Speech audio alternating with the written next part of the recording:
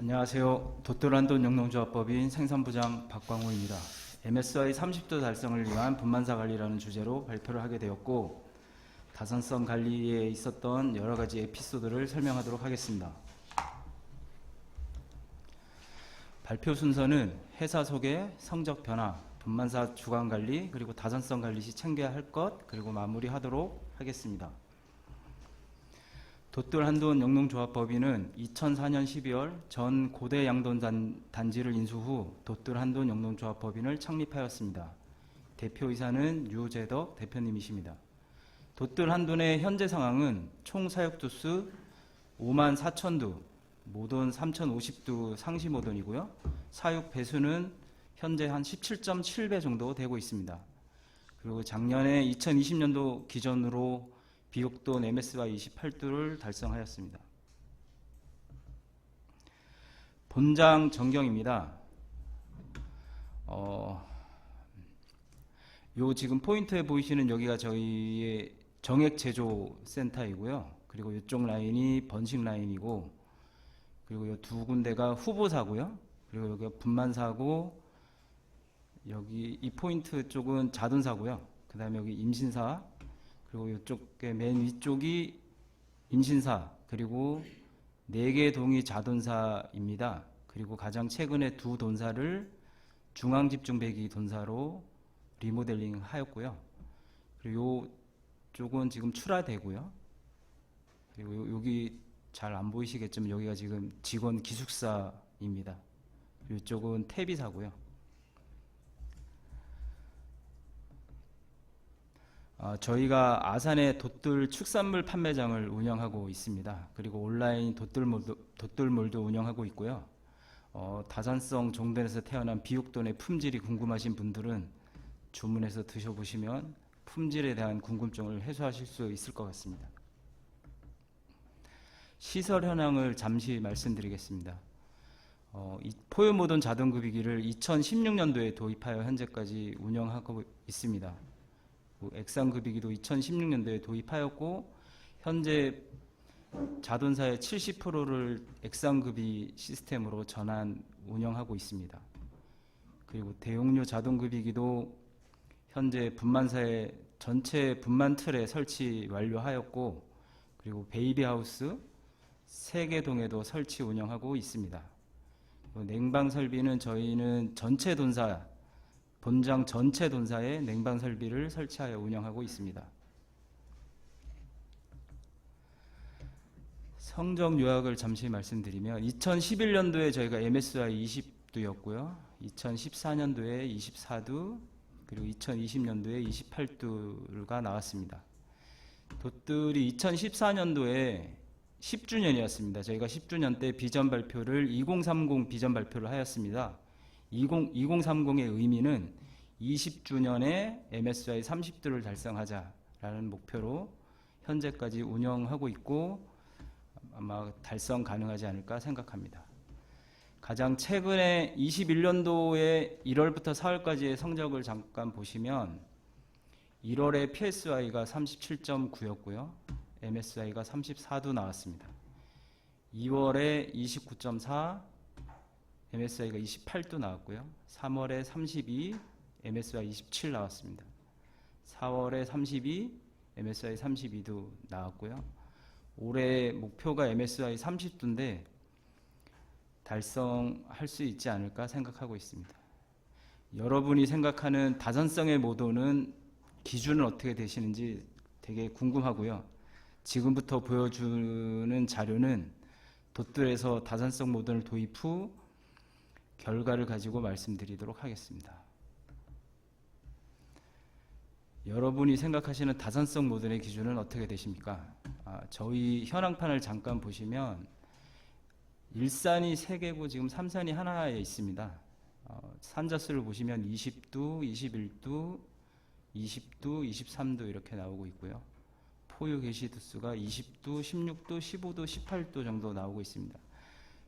포유 개시 두수가 저희가 현장에서 얘기하는 뭐 0.7 이상, 0.8 이상 키울 수 있겠다고 생각하는 두수를 포유 개시 두수로 표시한 거고, 실산은 아마 평균 한 20도 정도 되는 것 같습니다. 여기 채미 5개, 여기 채미 2개, 여기 채미 5개 이렇게 나와 있죠. 아마 그 실산은 한 20도 정도 되고 있는 것 같습니다. 저희 현재까지 산차별 변화를 잠시 보겠습니다. 저희가 1산부터 6산까지 현재 분만이 이루어지고 있는 상황이고요. 1산이 현재까지 누적이 총산 17.7두, 실산자수 16.5두고요. 포유개시 15두입니다. 2산은 총산이 20두, 실산이 18.4, 포유가 16.4고요. 3산이 21두에 실산 19두, 포유 개시가 16.8입니다. 4산은 21두에 실산이 19두, 포유 개시 16.3두고요. 5산이 21두에 포유 개시가 16도 정도 나오고 있고 6산도 22두에 포유 개시가 16도 정도 나오고 있습니다. 평균으로 보시면 총산 20두, 실산 18두, 포유 개시 16도 정도 나오고 있습니다.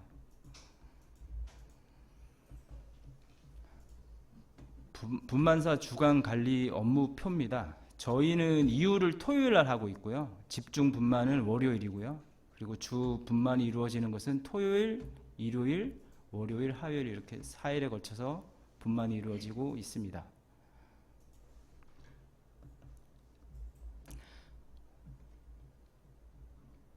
저희가 도입 전에 준비 과정을 설명드리도록 하겠습니다. 저희가 다산성 모던 도입 전에 직원에 대한 교육을 꾸준히 하였고, 그리고 격리하고 순치를 어떻게 할 건지 그 부분에 대해서 상당히 오랜 기간 한 6개월 이상을 가상 훈련을 하였습니다. 그리고 늘어나는 숫자에 대한 관리를 어떻게 할 것인지, 그리고 변하는 모던에 대한 관리 어떻게 할 것인지에 대한 끊임없는 전쟁을 하였던 것 같고 현재도 진행 중이다라고 말씀드릴 수 있을 것 같습니다. 도입 후 현재 운영하는 데 있어서 핵심 사항은 역량, 사양, 환경 3가지를 다산성에 맞는 방향을 찾아가고 있습니다. 자돈은 정말 늘어난 자돈에 어떻게 관리할 수 있는지, 그리고 모돈은 나중에 보시게 될 텐데 생각보다 등지방이 잘 안 나오고 있습니다. 그 부분에 대한 관리, 그리고 직원의 변환 관리에 대한 직원의 교육, 저희가 현재까지 계속 꾸준하게 진행을 하고 있고, 현재도 고민하고 있고, 또 고민한 것을 도전하고 있고, 또 그 현장에 실행을 해보고, 또 다시 대처, 이 부분을 계속 진행하고 있는 것 같습니다.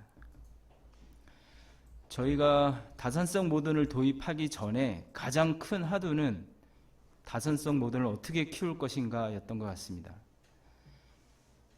이 회의 과정은 분만하기 전에 이루어졌던 내용이고요. 총산이 20마리면 몇 킬로의 자돈이 태어날 것인가에 대한 고민이 가장 컸고요. 그리고 작은 돼지를 어떻게 키울 것인가에 대한 고민, 그리고 과연 할 수 있을까? 그 와중에 네가 해볼 테면 해봐라, 이런 얘기도 나왔었습니다.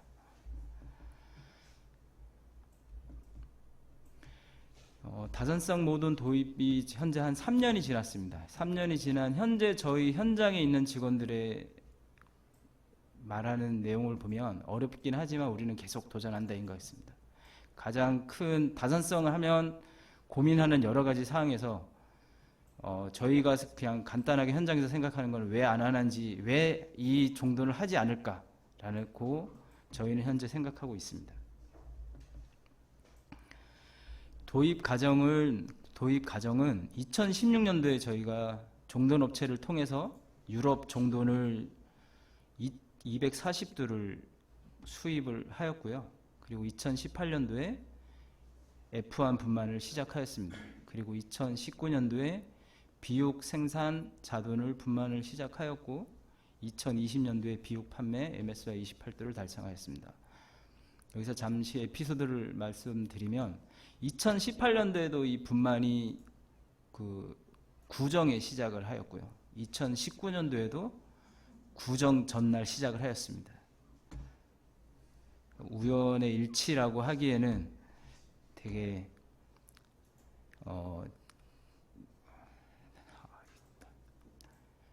준비 과정을 말씀드리겠습니다. 2016년도에 제가 양돈 품목화 교육을 이수하였고 그 과정에 덴마크 연수를 다녀왔습니다. 저는 덴마크 연수를 가기 전에 다산성에 대한 교육을 받고 갔음에도 불구하고 덴마크의 현실을 보고 엄청난 문화적인 충격을 받았다라고 말씀드릴 수 있겠고 그 충격은 신선하게 다가왔던 것 같습니다.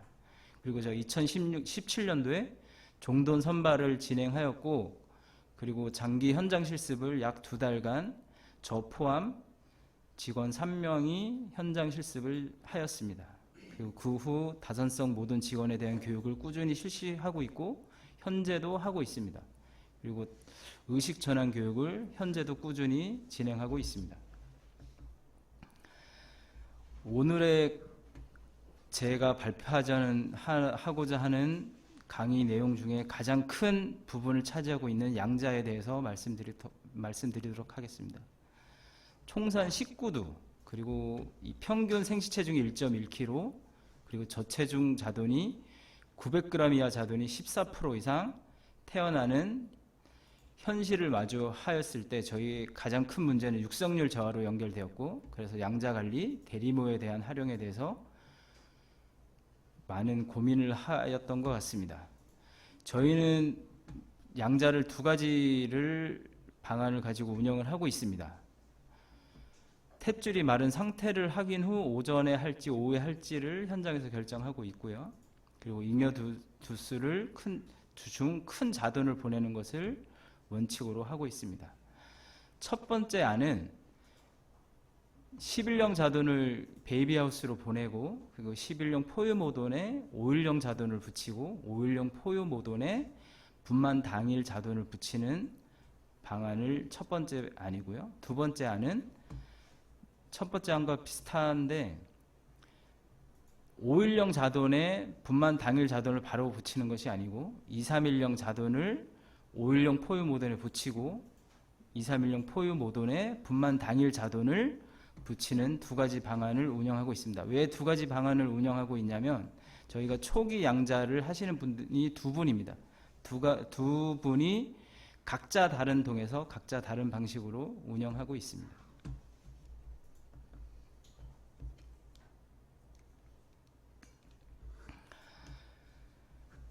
그림에서 보시다시피 이게 양자 전 모습입니다. 저희가 그 그림에서 보시다시피 시설이 그렇게 막 현대화됐다 이런 시설은 아니고요. 특이한 점은 대용류 급이기를 운영하고 있다 그 정도이고, 보시다시피 정말 많은 자돈이 태어나고 있습니다. 그리고 여기 보시면 마킹이 되어 있는 자돈이 있는데 이거는 현장에서 마킹을 한 자돈을 양자를 보낼 것인지 아니면 마킹이 되어 있지 않은 자돈을 양자를 보낼 것인지에 대해서 서로 의견을 교류하고, 그 다음에 지금 같은 경우에는 마킹이 돼 있는 자돈이 이 포유 모던한테 붙어 있는 것을 보실 수가 있습니다. 저희가 생각하는 대리모 활용에 대한 방안은, 저는 이상적인 대리모드는 성격이 온순해야 된다. 그리고 유두의 기능이 좋아야 한다. 당연한 얘기라고 생각합니다. 내가 낳은 자돈이 아니고 다른 자돈을 받아들였을 때 그 온순하게 받아들이지 않는다면 실패한 양자가 반드시 될 것입니다. 대개 초산이나 이산차 모돈이 대리 모돈으로 적합하다라고 말씀드릴 수 있을 것 같습니다. 왜냐하면 유두의 크기도 그렇고요. 생시 체중이 작은 자돈들이 있다 보니까 유두가 좀 작은 개체, 그래서 초산이나 이산차가 적합하다 생각을 하고, 저희는 현장에서 이 의견이 분분히 나뉠 수도 있는데 저희는 주간에 한 140복 정도 분만이 이루어지고 있고, 그 140복을 전체 대리 모돈 플러스 대리 양자다라고 생각하시는 게 적합할 것 같습니다. 저희는 전체를 균등 양자를 진행을 하고 있기 때문에 전체를 다 대리모 플러스 대리 자돈이다 라고 생각하시면 맞을 것 같고요. 도태에 예정된 노산돈을 대리모돈으로 선정하는 방법은 저는 결코 바람직하지 않다고 생각합니다. 노산돈이나 도태 예정돈을 대리모드로 선정하는 이유는 비생산 일수를 줄이기 위한 의도가 분명히 있다고 생각하는데, 노산돈은 포유 능력이 떨어지기 때문에 유두가 크기 때문에 저는 부적합하다고 보고요. 대리모돈으로 사용된 모돈은 반드시 현황판에 기록을 해두면 다음 산차 때 사용하는데 좋은 기록이 될 거라고 생각을 합니다. 그리고 저희가 현장에서 15일령 데모도 하고 있습니다. 15일령 데모는 무엇이냐면 15일령 된 포유 자돈 중에 작은 개체가 반드시 있을 것입니다. 그래서 그 복에서 큰 자돈을 선별해서 분만틀이나 베이비하우스로 옮기고 15일령 개체 중 작은 개체만 모아서 별도로 데모를 운영하고 있고, 저희가 뭐 데모나 대리 자돈 이런 작업을 일주일 내내 하고 있다라고 보면 맞을 것 같습니다. 그리고 저희가 분만조 그리고 양자조 그리고 동관리자 이렇게 세 파트로 나눠서 운영을 하고 있고요. 그리고 분만조에서는 생후 1일에서 2일령 정도까지 데모를 하고 있고, 그 나머지는 양자조에서 양자 업무를 진행하고 있습니다. 대용류 컵 활용에 대해서 말씀드리면, 저희가 2018년도에는 기존의 동군으로 충분히 운영이 가능하였습니다. 그리고 2019년도에 늘어나는 산자수에 대해서 대비하기 위하여 2019년도에 대용료 자동급이기 컵에 대해서 검증을 베이비하우스 컨테이너에서 진행을 하였습니다. 처음에 진행을 할 때는 5일령 자돈을 컨테이너에서 키우는 것을 하였습니다. 처음에 할 때는 5일령 자돈이 컨테이너에서 잘 컸습니다. 그래서 저희가 베이비하우스 3개 동에 컵을 설치하고 본격적으로 3개 동에다가 5일령을 사육하기 시작할 때에는 좀 어려움이 있었던 이유가 뭐냐면, 베이비하우스가 저희가 4개 동이 있고 4개 동의 사육 환경이 조금씩 다 다릅니다. 그래서 5일령을 키우기에는 부적합하다는 결론을 내렸고, 그 후에 7일령 자돈 그리고 11령, 12일령 자돈을 키우는 실험을 하고 현재도 하고 있고요. 현재 10일에서 12일령을 레스큐로 옮기는 작업을 하고 있습니다. 제가 원하는 거는 5일령 자돈이 레스큐에서 클 수 있는 환경을 찾아내는 것이 제일 적합하다라고 생각하고 있습니다. 이유는 5일령 자돈이 컨테이너에서 클 수 있는 조건이 만들어진다면 현장에서 그만큼 노동력이 절감될 것이기 때문에 그 부분에 대해서 지금도 꾸준히 고민하고 테스트하고 있습니다. 2020년도에 저희가 분만틀 전체에 레스큐컵을 설치하였고, 저희가 분만틀이 806조입니다. 806조 전체에 레스큐를 설치를 하였고, 그리고 저희가 그 데모 때문에 입식할 때 분만틀을 최대 15개, 적게는 7개 상황에 따라서 분만틀을 비우고 운영하고 있습니다. 그리고 그 대리모 하는 부분에 인큐 베이비하우스를 병행해서 운영하고 있다라고 말씀드릴 수 있겠고, 제가 이 컵의 운영에 있어서 최대 장점이라고 하면은 이 컵을 설치함으로 인해서 자돈을 더 잘 키우기 위한 의미도 있지만, 이 컵을 설치함으로 인해서 모돈의 체력 손실에 대한 보상이 이루어지고 있지 않나 라고 생각을 하고 있고, 모던 사이클의 현재 결과가 긍정적으로 나오고 있기 때문에 저는 저희 상황에서는 컵이 상당히 중요한 역할을 했다라고 말씀드릴 수 있을 것 같습니다. 저희가 기존의 이유를 목요일날 하였습니다. 그런데 현재는 토요일날 이유를 하고 있는데, 이 토요일날 하게 된 이유는 제 욕심이 조금 반영되었습니다. 저는 포유 일령을 조금 늘려야 되겠다. 그리고 임신기간이 우리가 갖고 있는 종돈이 좀 다르다라는 이유가 있었고요. 그리고 또 하나는 종부하고 분만 둘 중에 하나가 주말에 걸릴 수밖에 없는 상황이었습니다. 그래서 둘 중에 어떤 거를 주말에 걸치는 게 가장 안정적으로 운영할 수 있을까라고 생각했을 때, 분만이 그래도 주말에 걸리는 것이 가장 안정적인 운영이 될 것이라는 생각을 하여서 현재 토요일 날 이후로 하고 있고, 분만이 토일 월화 이루어지고 있고요. 종부는 화수목금 이루어지고 있습니다. 이 가정에 분명 직원의 휴무에 대한 고려를 안 할 수 없을 겁니다. 그리고 저희는 그 큰 법인이다 보니까 직원이 많고 그 직원들의 휴무를 적절히 조절을 해서 운영을 하고 있습니다.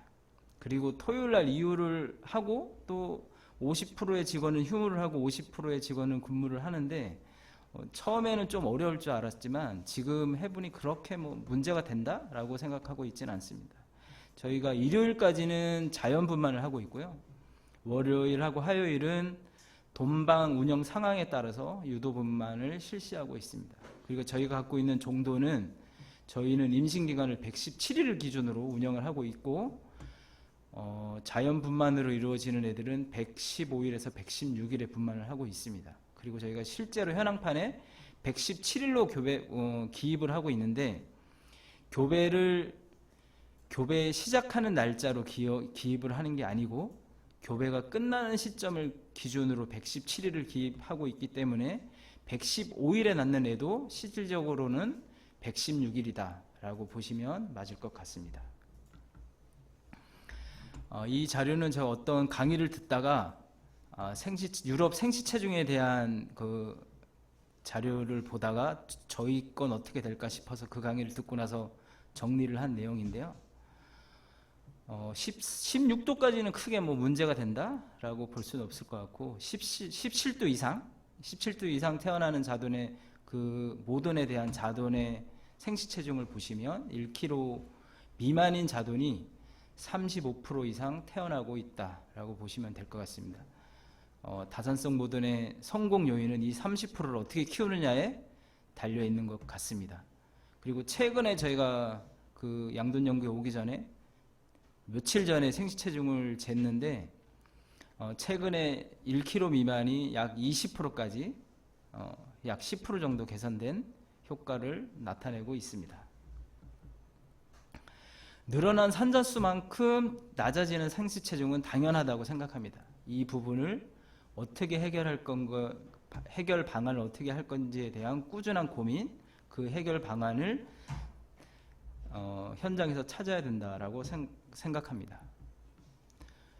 저희가 생시체중을 올릴 수는 없을까 해서 여러 가지 실험을 하고 있고, 현재도 실험을 하고 있습니다. 그래서 뭐 임신돈에 영양제를 넣거나 전환기 관리, 그리고 뭐 강장 사양에 대한 부분, 그리고 현재는 임신돈 말기 사료를 개발해서 실험을 하고 있고 거의 실험이 마무리되어 있는 단계입니다. 이 가정의 평균 생시체중이 1.1kg였고 이 과정을 거치고 현재는 약 1.2kg, 복당 한 2kg 정도 증가되는 현상을 보이고 있습니다. 그로 인해서 900g 이하 체미돈이 14%에서 한 8%까지 태어나고 있고, 분만사 직원들이 현재 컴플레인은 거의 없는 상태고요. 그리고 14%일 때도 제가 18%로 줄이기 위해서 꾸준한 노력을 하고 현재도 하고 있는데, 현장에서 얘기하는 걸 들어보면 14%일 때도 그렇게 못 키울 정도는 아니다 라고 말하고요. 저희도 뭐 지금 와서 보면은 이 900g 이하가 14%라서 못 키우겠다? 그거는 아닌 것 같습니다. 저희가 처음에 다산성 전돈을 도입을 할 때 가감하게 갱신을 하였습니다. 그래서 첫 해에는 한 약 60% 이상 갱신이 이루어졌고, 다산성 모돈 도입 전에 저희가 평균 재기 비율이 한 88% 나왔고, 이 종돈을 60% 이상 교체하는 과정에 일준의 재기율이 60%까지 떨어지는 것을 볼 수 있었습니다. 그래서 발정 동기화를 기존에도 하고 있었지만 좀 더 넓은 범위에서 발정 동기화를 시작하였습니다. 발정 동기화 제품을 사용 설명서를 보면 후보돈을 대상으로 투약하게 되어 있고 발정이 확인된 개체에만 사용하게 되어 있고, 최근에 보면 경산돈에도 사용하게 되어 설명서에 사용하게 되어 있더라고요. 저희 같은 경우에는 이후 미약 발정 그리고 무발정 경산돈의 발정 동기화 제품을 쓰고 있습니다. 경산돈 기준으로 보시면 이후를 토요일날 하기 때문에 수요일날 내규 돈군으로 갈지 안 갈지를 결정을 하고요. 그리고 이 수요일날 결정을 하고 금요일날 레규를 할 돈방으로 옮기고요. 그리고 일요일날 레규를 투약을 시작을 합니다. 여기에서 보시면 금요일날 옮겨놓고 왜 일요일날 레규를 투약하느냐, 금요일날 옮겼으면 금요일날 시작을 하지. 그래서 이 부분에 대해서 설명을 하면 레규를 하는데 사전 준비가 반드시 필요합니다. 금요일날 저희 같은 경우는 스톨로 옮기는데 금요일날 옮겨놓고 일요일날 하는 이유는 금요일날 옮겨놓은 돼지가 그 자리에서 적응하는 기간이 필요하다입니다. 그 적응하는 기간이 없이 그냥 가다 보면 레규를 18일 동안 먹였음에도 불구하고 발정이 오지 않는 개체가 상당수 많은 것을 볼 수 있었습니다. 그래서 저희가 적응 기간을 한 약 2일 정도 두고 일요일날 시작을 하고 있고요.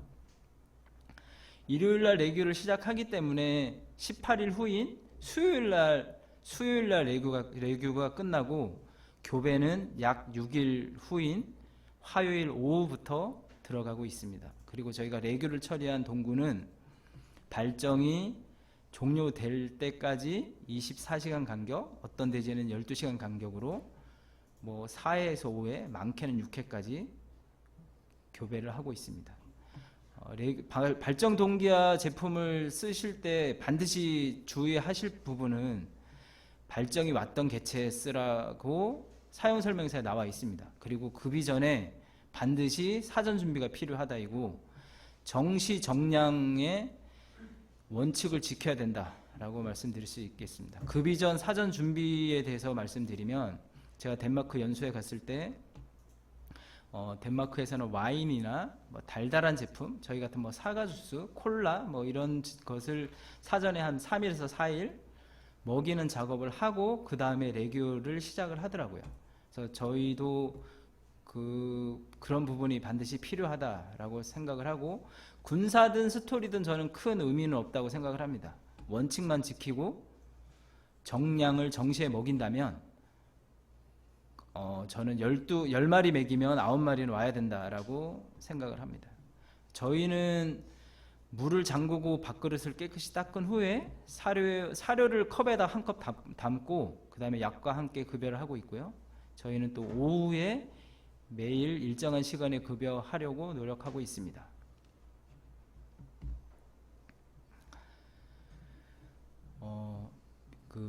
비생산 일수 변화에 대해서 말씀드리면 19년도에 보시다시피 저희가 38일 평균 정도 나왔고 20년도에 30일 나오는 것을 보실 수가 있습니다. 개선이 약 8일 되었죠. 2, 3차 레규 처리를 저희가 가감하게 비율을 높였음에도 농장 전체의 비생산 일수가 기존보다 감소하시는 것을 보실 수가 있습니다. 현재는 산차가 안정되어 일준의 제기율이 크게 문제는 되고 있지 않고요. 최근에 18일 동안 레규를 먹은 돼지가 발정이 오지 않는 현상이 나타나고 있어서 투약량을 늘리고 좀 더 세심한 관찰을 하면서 진행을 하고 있습니다. 저는 개인적으로 레규를 처리를 하면 아까도 말씀드렸다시피 10마리 먹이면 9마리는 와야 된다고 생각을 하고요. 10마리 먹였는데 8마리 왔다. 그러면 먹이는 과정을 한번 검토를 해보셔야 된다라고 생각을 합니다. 다산성 모돈을 도입하시면 연산성에 대한 고민 반드시 필요하다고 저는 생각을 합니다. 저희가 현재 원종도는 육산 이후에 분만 성적이 급격하게 떨어지는 것을 볼 수가 있었습니다. 원종은 육산의 포유 개시가 13도까지 떨어지는 것을 볼 수 있었고요. 그리고 현재 F1이 육산 분만을 2011년도 2월부터 시작을 하였고 F1의 육산은 크게 아직은 문제가 없다라고 판단을 하고 있습니다. F1 분만 성적은 문제가 없다고 판단을 하고 있고 단 늘어진 젖으로 인하여 정상적인 포유가 어렵다. 이런 개체가 나오고 있다입니다.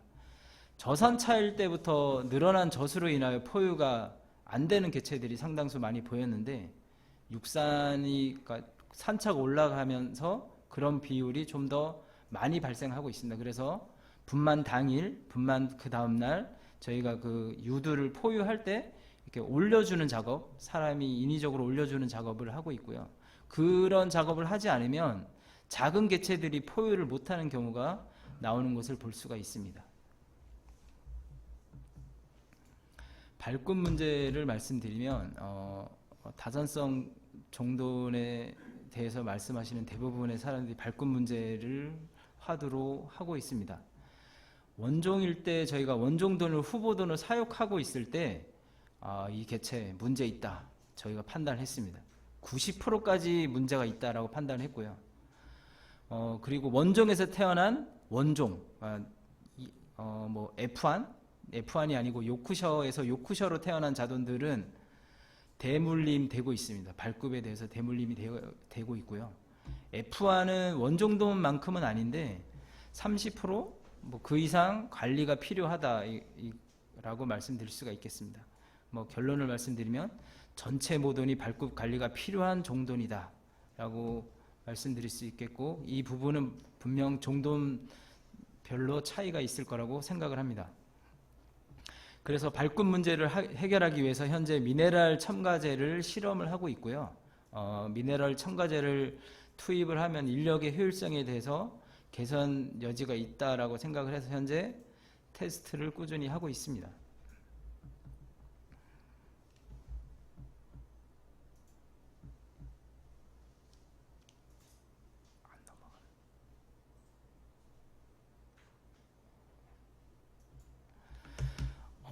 다산성 모돈 후보돈 관리에 대해서 잠깐 말씀을 드리면 절대 가비하지 말라라고 말씀드릴 수 있겠습니다. 뭐 지제 문제, 여러 가지 문제가 다산성을 키우다 보면 발생할 수가 있는데요. 저희 같은 경우에는 자체 선발을 하기 때문에 30kg에 선발을 합니다. 그래서 저희의 기준은 일일 증체 800g 이상을 올리지 말라, 그 기준을 가지고 운영을 하고 있고요.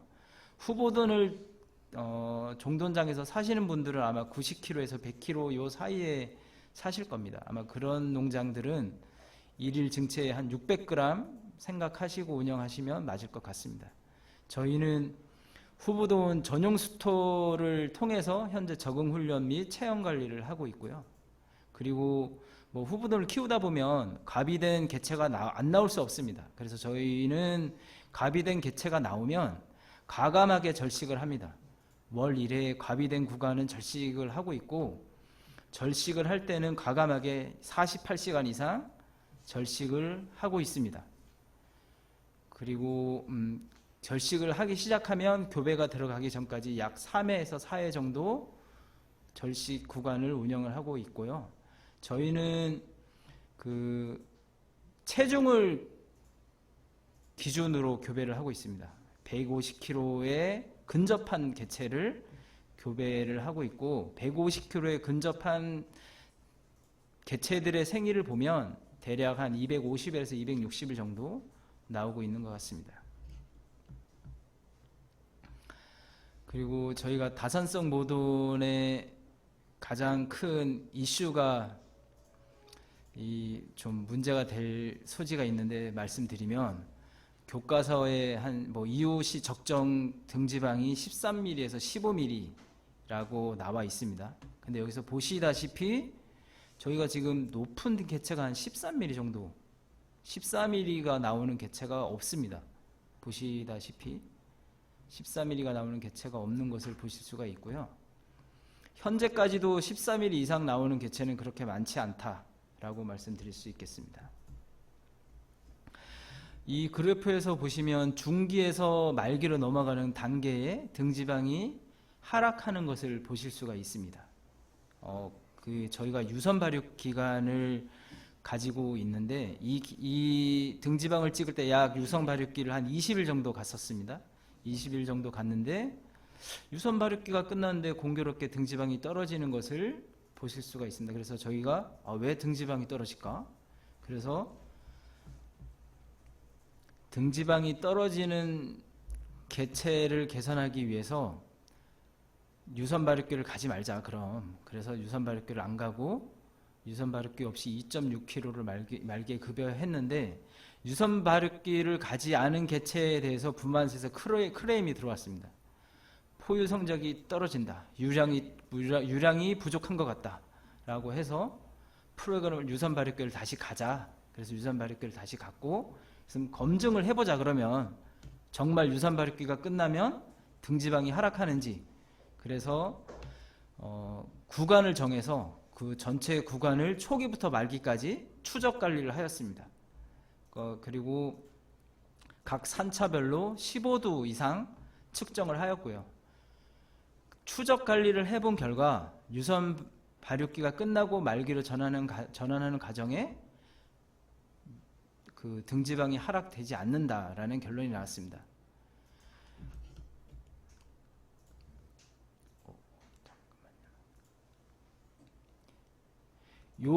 그래서 다시 요 전 차트를 보시면 이때 왜 등지방이 하락했냐? 하락한 이유는 간단한 것 같습니다. 저희가 이 등지방을 찍을 때 뭐 수요일날 등지방을 찍는다. 그러면 수요일날 이 초기, 중기, 말기에 있는 그 대상을 무작위로 측정을 해서 데이터를 내다 보니까 등지방이 일정하지 않게 나왔고 등지방이 하락하는 결과가 나왔었고요. 그래서 추적 관리를 해본 결과 등지방이 하락되지 않는다. 그래서 지금 현재는 유선 발육기를 가고 있습니다. 그리고 저희가 유선 발육기를 가감하게 가고 있다라고 말씀드릴 수 있고, 저희가 현재까지 여러 가지 사료 프로그램을 운영을 해 보았고 현재도 진행 중이다라고 말씀드릴 수가 있습니다. 이 사료 프로그램을 잠시 말씀드리면 저희가 초기에는 3kg로 시작해서 유선 발육기 2kg 가고 말기에 4kg 주는 프로그램을 운영을 하였는데 유선 발육기가 문제가 되니까 유선 발육기를 안 갔었고요. 유선 발육기를 안 갔는데 크레임이 들어와서 다시 유선 발육기를 갔고 유선 발육기를 가는 과정에 재미있는 결과를 하나 볼 수가 있었습니다. 기존에 저희가 말기에 4kg를 급여를 하고 있었는데 이 기간에 공교롭게 2.6kg를 주는 구간이 있어서 생시 체중을 추적을 해보았더니 말기에 2.6kg를 주나 4kg를 주나 그렇게 평균 생시 체중에 있어서 큰 편차를 보이지 않았습니다. 그래서 현장에서 저희가 논의를 한 것이 그러면 말기에 많이 줄 필요가 없는 거 아닌가? 이 부분에서 저희가 번식팀은 엄청 찬성을 했습니다. 왜냐하면 말기에 사료를 많이 주다 보면 사료를 먹지 않는 개체들이 반드시 나옵니다. 그 개체들의 관리에 어려움이 있었는데 말기에 2.6kg를 주다 보니까 말기에 사료 섭취를 안 하는 개체가 거의 나오지 않는 거였습니다. 그래서 번식팀에서는 되게 긍정적으로 생각을 했고 또 반대로 생각하면 분만사는 말기에 기존에 4kg를 주다가 2.6kg를 주니 생시체중이 떨어지는 거 아니냐, 좀 더 키울 수 있는 거 아니냐, 그 부분에 대해서 서로 의견이 조금 있었고요. 그래서 말기에 조금 사료를 늘렸습니다. 3.2kg, 3.4kg 이 정도까지 늘렸고 요 늘리는 개체는 말기에 그 모돈의 배 상태를 보고 얘는 18개는 들었겠다, 정말 많이 들었을 것 같은 개체들만 3.2kg에서 3.4kg 정도 급여를 했고요. 그 나머지는 후보돈 포함해서 3kg를 주는 것을 운영을 했고 최근에 다시 프로그램을 변경을 하였습니다. 저희가 초기에 3kg 그리고 체형이 잡혔다고 현장에서 생각이 되면 2.6kg로 다운을 시켰다가 다시 저희가 생각하는 유선 발육기 기간에 도래를 하면 2kg로 떨구고 다시 말기에 3kg로 올리는 과정을 현재 운영을 하고 있습니다. 유선 발육기에 2kg를 줘도 문제가 없냐라고 말씀하신다면 저는 문제가 없다. 저희 정도는 문제가 없다라고 말씀을 드리고 유선 발육기를 도입하지 않았던 농장이라면 유선 발육기를 한번 도입해 보시면 분만사에서 변하는 것을 쉽게 보실 수가 있을 겁니다. 저는 유선 발육기를 2kg를 주라가 아니라 유선 발육기를 가져가는 것이 상당히 긍정적으로 현장에서 나올 수 있으니 유선 발육기를 한번 가져가 보시는 것도 괜찮다라고 말씀드릴 수 있을 것 같습니다. 저희는 최적을 찾는 꾸준한 도전을 현재도 하고 있고 앞으로도 계속 하고 있을 것 같습니다. 지금도 말기에 3kg 주는 부분에 대해서 어떤 분은 너무 적은 거 아니냐, 어떤 분은 3kg면 되지, 이런 얘기가 나오고 있는데, 저희가 꾸준히 생시체중을 모니터링을 해보고 생시체중이 불만족스럽다면 이 부분을 사료로 올려서 계산할 것이냐, 아니면 영양적인 것을 추가해서 계산할 것인가에 대해서는 저는 후자를 택하고 싶습니다. 영양적인 것을 보충을 해서 생시체중 올리는 방안을 찾을 것 같습니다.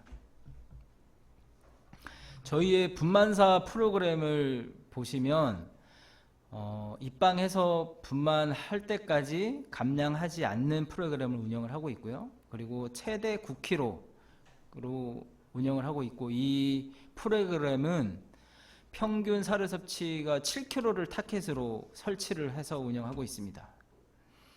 7kg로 설정을 해 놓았는데 다산성 돼지인데 7kg를 해도 되냐라고 말씀하신다면, 저는 더 먹일 수 있으면 더 높게 타켓을 정해도 된다라고 생각을 하는데, 저희가 7kg로 타켓을 설정해 놨음에도 불구하고 저희가 현재 그 전산 프로그램을 분석을 해보면 두당 평균 섭취가 5.8kg 정도 나오고 있습니다.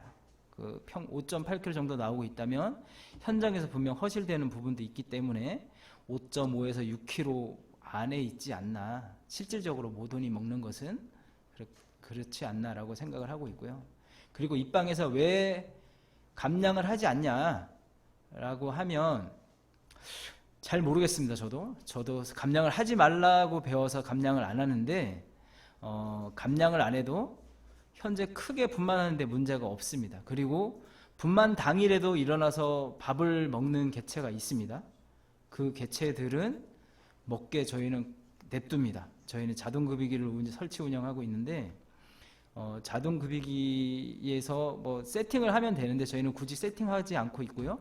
그리고 뭐 일어나서 먹겠다, 분만 중에도 일어나서 먹겠다, 그러면 그냥 먹게 냅둡니다. 그리고 감량하지 않는 게 생시체중에 조금 더 도움이 되지 않나? 저는 그렇게 생각을 하고 있고요. 감량하지 않아야 된다, 저는 그렇게 현장에 저희 유도를 하고 있고, 저희는 임신기간을 117일을 타켓으로 운영을 하고 있고요. 입방하고 나서 저희가 하루에 3회 급여를 하고 있습니다. 1kg씩 3회 급여를 하고 있는데, 전 구간이 하루에 3회 급여를 타켓으로 운영을 하고 있고요.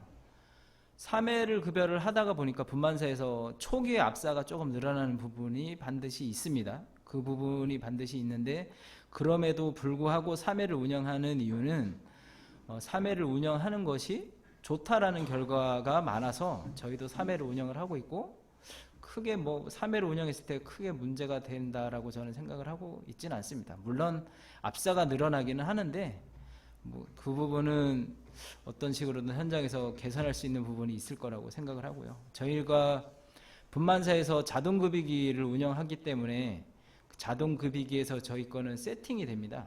하루에 16리터를 자동으로 추가 급수를 할 수 있는 프로그램을 설정해서 운영을 하고 있고요. 분만하고 최소 7일은 추가 급수를 하고 있습니다. 재밌는 걸 보면, 현장에서 보면 7일령까지 사료보다 물을 더 많이 줌에도 불구하고 사료 플러스 물을 대부분 다 소화하는 것을 볼 수가 있습니다. 그리고 이 소화한 개체들이 뭐 당연히 유량이나 유질이 개선될 거라고 저는 보고 있습니다.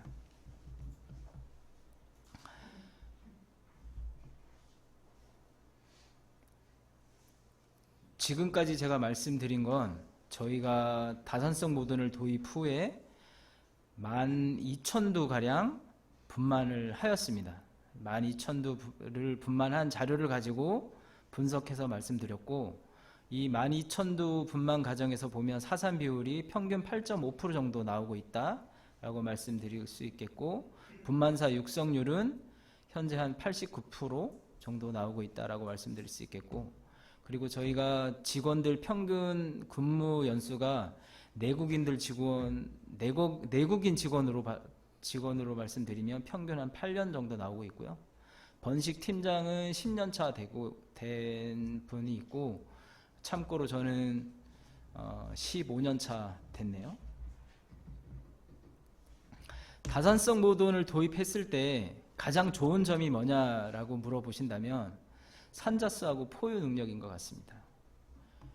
그리고 다산성 모돈이 기존의 종돈하고 보다 관리하기 어려운 점이 뭐냐 그러면 생시체중, 그리고 일주제기율, 연산성, 그리고 발굽, 등지방, 이 외에도 여러 가지가 있습니다. 그 중에서 가장 큰 이슈이다라고 생각하는 5가지만 여기다 적었는데, 이 다산성 모돈을 도입했을 때 이 장점보다 이 단점을 개선할 수 있다면 저는 고다산성 모돈을 도입하는 것이 맞다라고 생각을 하고, 이 부분을 개선할 여력이 안 된다, 좀 어렵다라고 생각하신다면 다산성 모돈을 도입했을 때 실패할 확률이 높다라고 생각을 합니다.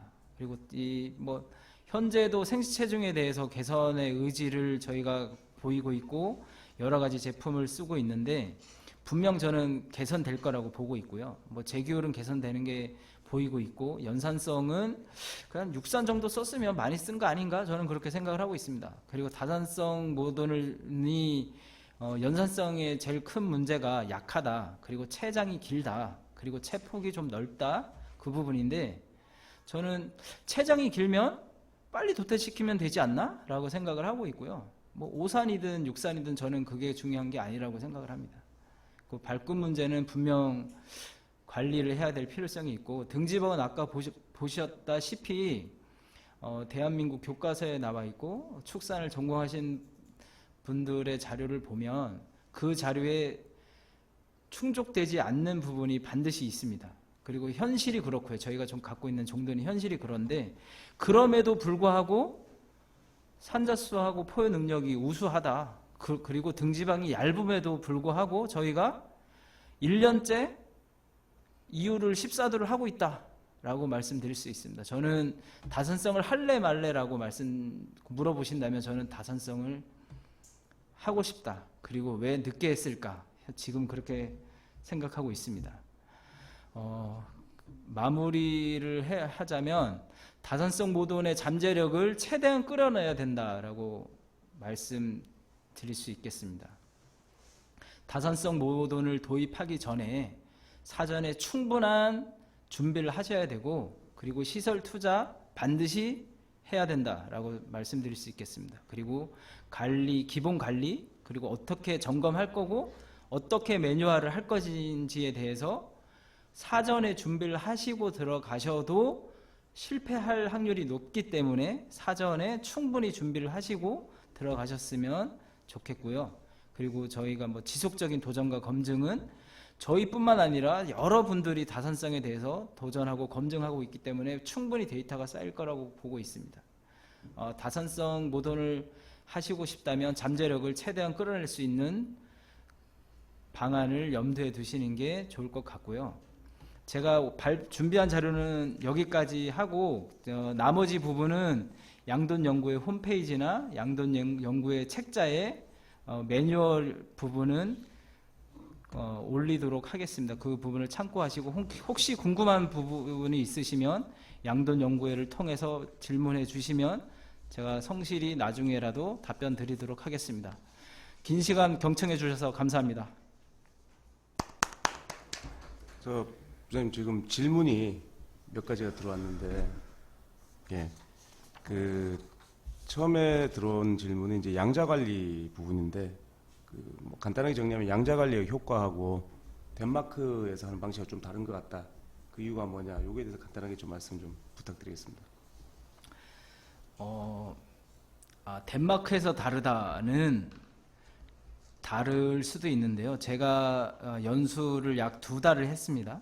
덴마크에서 약 2달을 했는데, 그 2달 했던 대부분의 농장이 저희하고 비슷한 방식을 했습니다. 그러니까 교과서에 나와 있는 부분하고 좀 다른 부분이 반드시 있을 수도 있는데, 다산성 존돈을 도입을 한다면 저희가 운영하는 양자 관리를 안 하고는 키울 수 없다라고 저는 생각을 합니다. 왜냐하면 1kg 미만인 자돈이 많이 태어나는데, 그 자돈들을 과연 그 엄마가 그 자돈을 다 키울 수 있을까?